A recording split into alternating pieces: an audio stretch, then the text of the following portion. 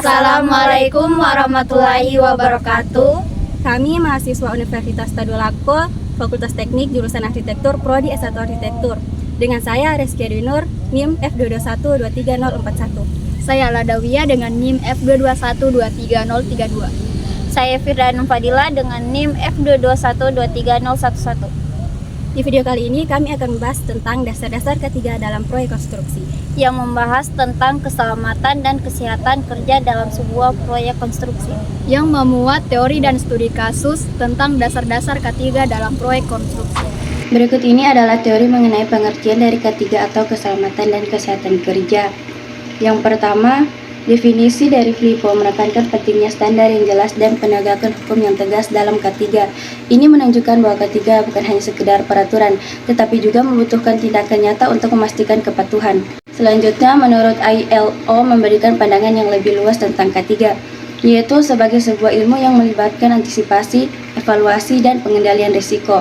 Ini berarti K3 tidak hanya berfokus pada kejadian kecelakaan, tetapi juga pada upaya pencegahan sejak dini. Menurut OHSAS, standar ini lebih spesifik pada sistem manajemen K3, menekankan pada pencegahan kecelakaan kerja dan penyakit akibat kerja. Ini menunjukkan bahwa K3 harus dikelola secara sistematis. Selanjutnya, menurut Peraturan Menteri PUPR tahun 2019, peraturan ini memberikan definisi dari K3 konstruksi yang lebih spesifik untuk konteks Indonesia, terutama dalam sektor konstruksi. Ini menunjukkan bahwa setiap negara atau sektor industri mungkin memiliki peraturan K3 yang berbeda. Selanjutnya, definisi dari Tarwaka menekankan peran aktif pekerja dan pengusaha dalam program K3. Ini menunjukkan bahwa K3 bukan hanya tanggung jawab perusahaan, tetapi juga melibatkan partisipasi dari semua pihak yang terlibat dalam proyek konstruksi.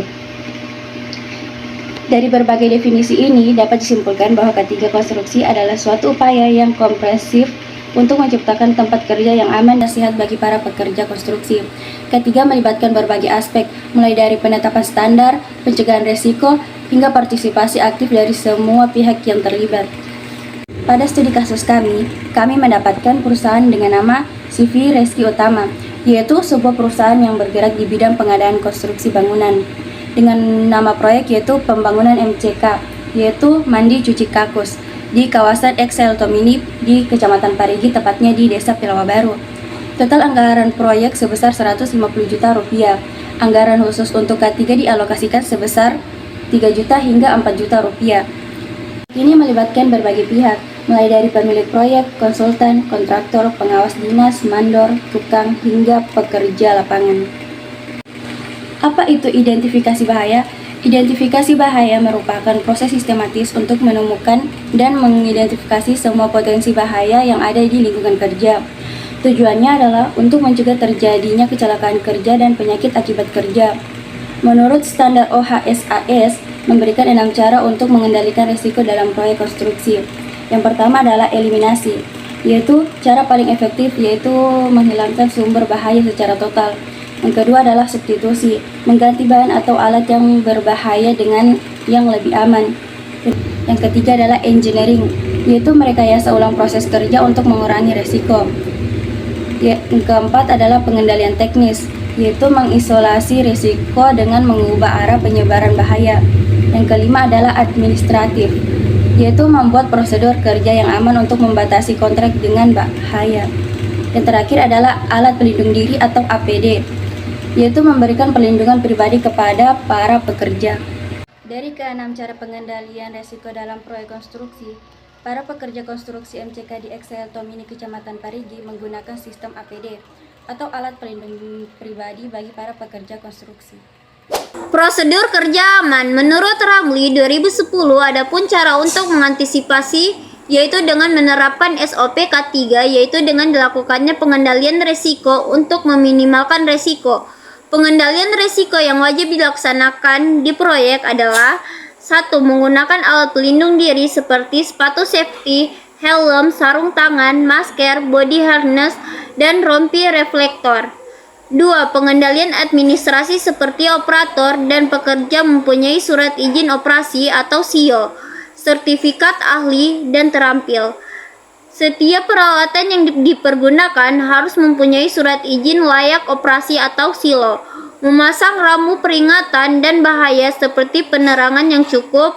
Setelah itu juga dilakukan pengendalian rekayasa seperti membuat metode yang aman, cepat, dan biaya efektif, membuat menjalankan SOP instruksi kerja.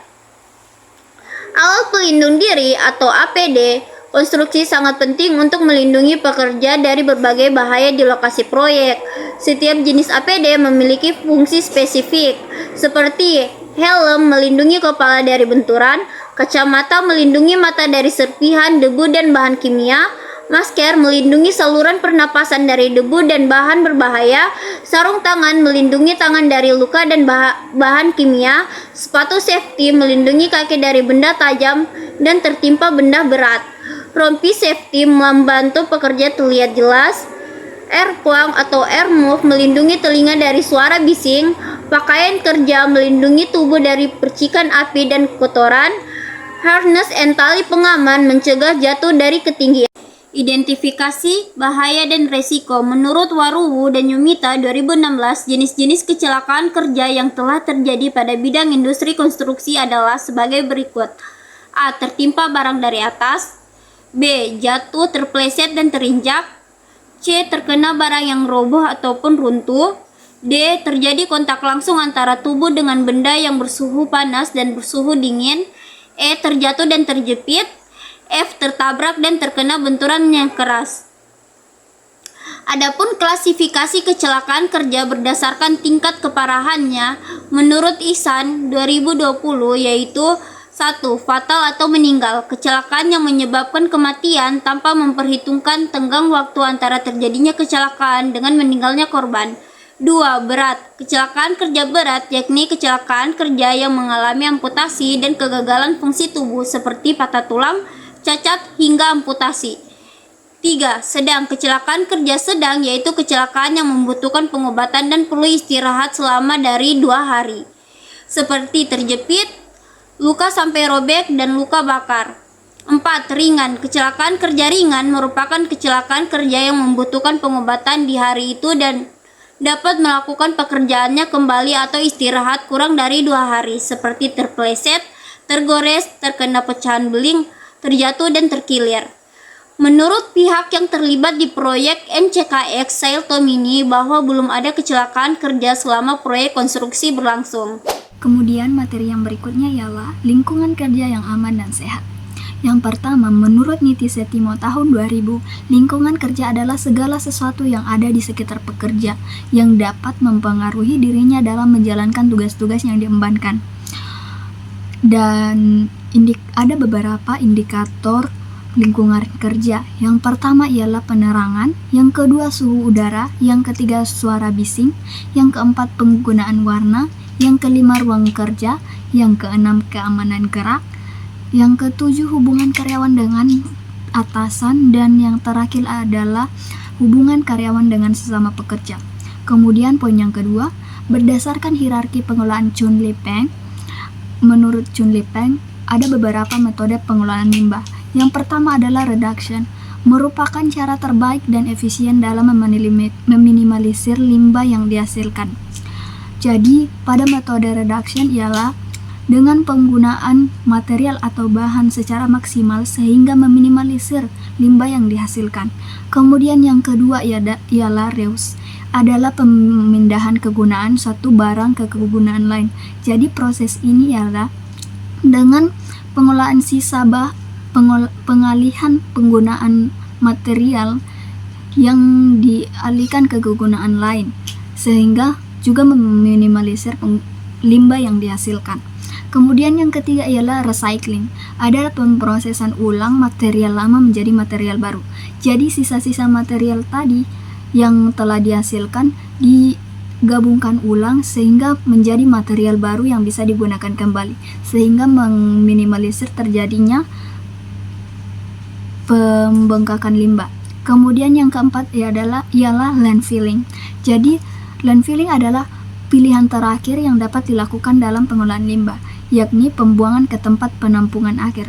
Namun, metode landfilling ini sangat tidak disarankan karena dapat mengakibatkan ketidakamanan lingkungan dan tidak sehatnya lingkungan tempat penampungan akhir yang dapat membuat penyakit baru dalam lingkungan penampungan akhir tersebut. Makanya landfilling ini sangat tidak disarankan. Nah, dari hasil wawancara kami terhadap pengawas lapangan proyek MCK atau pembuatan toilet mini di Sailton Mini, jadi mereka mengelola limbah mereka itu dengan metode reuse atau pemindahan kegunaan suatu barang ke kegunaan lain. Jadi limbah yang mereka hasilkan dari proyek tersebut, mereka alihkan dengan cara memberikan limbah tersebut kepada masyarakat agar dimanfaatkan sesuai kebutuhan masyarakat tersebut. Kemudian materi yang berikutnya, pertolongan pertama saat kecelakaan kerja. Poin pertama, menurut PEI tahun 2008 terdapat standar minimum yang ditetapkan terkait dengan penyediaan pertolongan pertama. Paling tidak, sebuah kotak pertolongan pertama harus tersedia dengan mudah sepanjang waktu, atau jika melibatkan aktivitas di luar lokasi, kotak pertolongan pertama harus berbentuk kit atau mudah dibawa dalam perjalanan. Ada beberapa standar yang harus dilakukan dalam merawat kotak P3K yang harus dilakukan secara teratur. Yang pertama ialah diisi setelah digunakan. Yang kedua, tetap bersih, bebas debu, dan terlindungi dari kelembapan.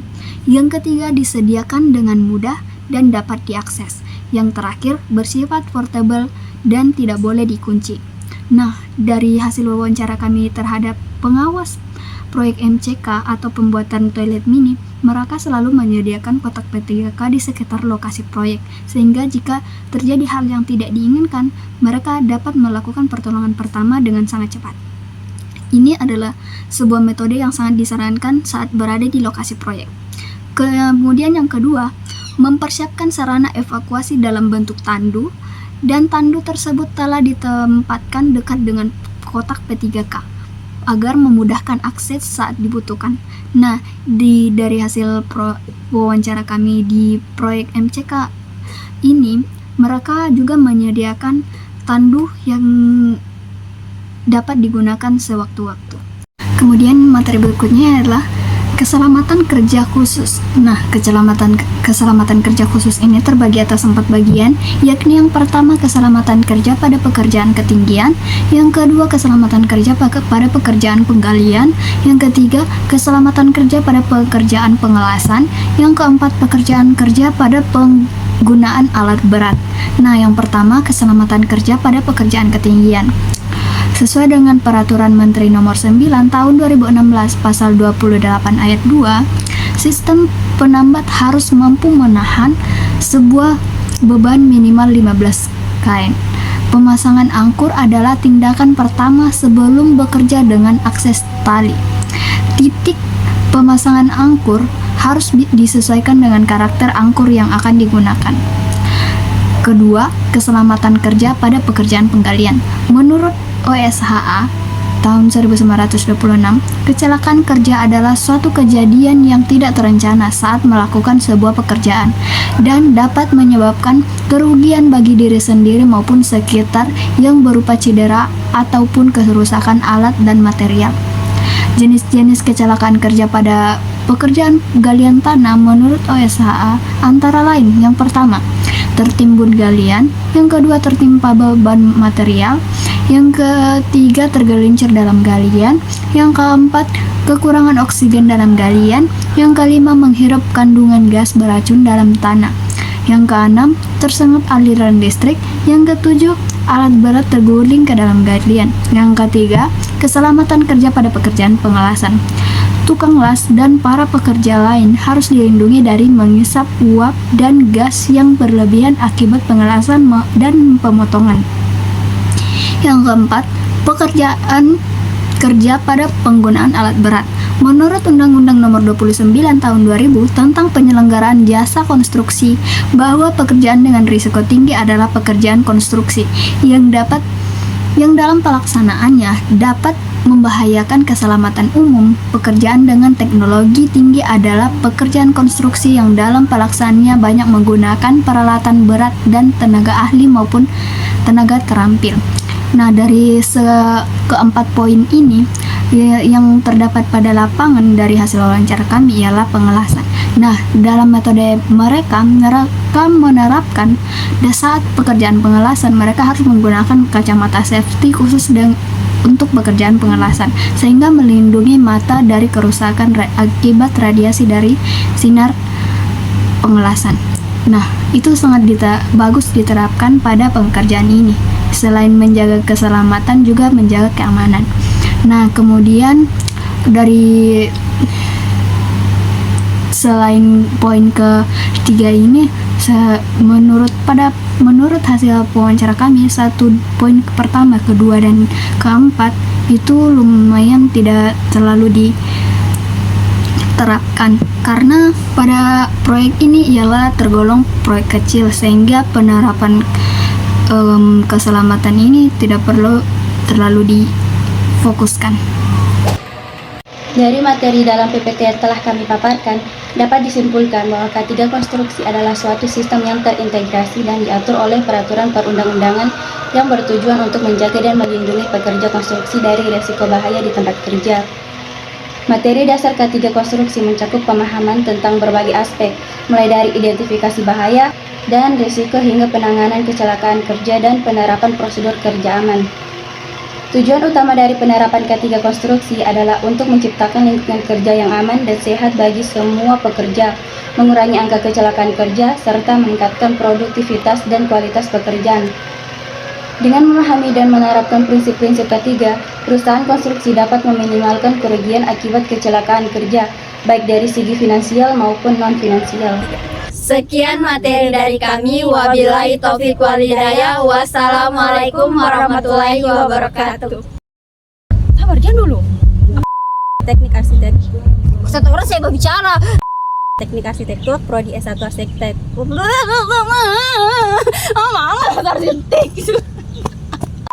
Assalamualaikum warahmatullahi. Apakah? Siapa yang bicara kan? Tadi kau. Apa maksudmu?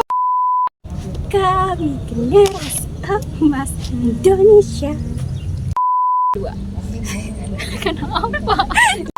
Sekian materi dari kami. Wabillahi taufiq wal hidayah. Tapi yang pasti